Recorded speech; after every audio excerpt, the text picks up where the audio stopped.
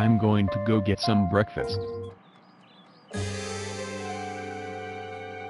Oh, did you take the last of the milk again?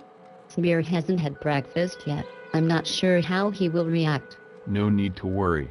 I'll just go and get more later today. Good luck with Samir then. Wait, there wasn't much milk left. Did you take the last of it again?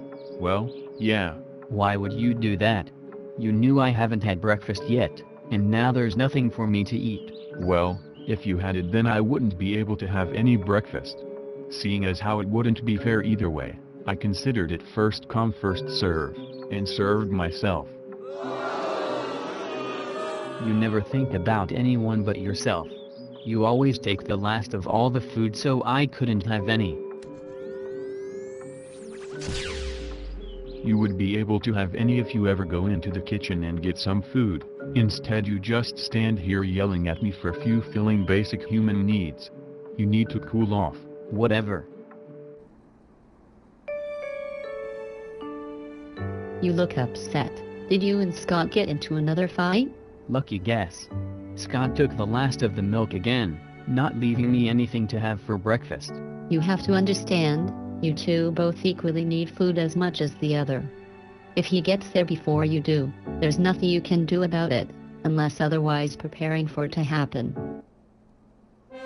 I suppose you're right, but I feel very angry when Scott eats the last of the food because then I don't get any. It makes me feel disrespected, like he doesn't care. Well, the only way to fix the problem you're having is to bring a solution into the mix. When you go back to Scott, wear a smile. Be positive. Okay, thanks for the help. I heard the fight from the other room. I would say I told you so, but I'm not that kind of person. Is that so? Yup. So instead I'm going to try to help. How's that? The only reason the fight ensued was because Samir overreacted. That's the most one-sided statement I've heard today. You have to look at the big picture of the argument. You hurt Samir because you keep taking the last of the food. You have to acknowledge that you're hurting him, and mend the situation.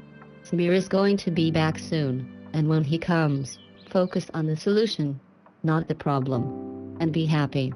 You're probably right, as usual. When he comes back I'll try to mend the situation. See you later. See you.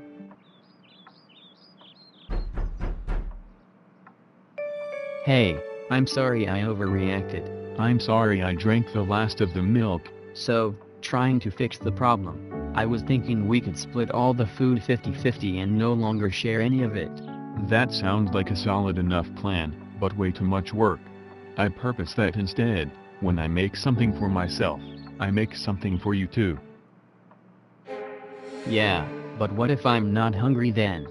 I might just end up throwing away food.